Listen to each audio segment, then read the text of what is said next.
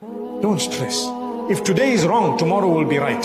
And if today is right, something might go wrong according to you tomorrow. According to Allah, it did not go wrong. It was His plan for you and for me.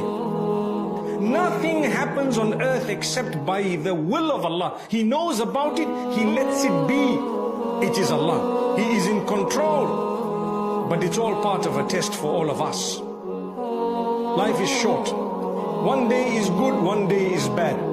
One day is for you, one day is against you. My brothers, my sisters, believe in Allah. If you have a relation with Allah, the good day is Alhamdulillah. The bad day is also Alhamdulillah. There are 5 prayers a day. On a good day, it is 5. On a bad day, it is still 5. Subhanallah. In fact, when something bad happens, we get closer to Allah. If you are true believers, lay your trust in Allah.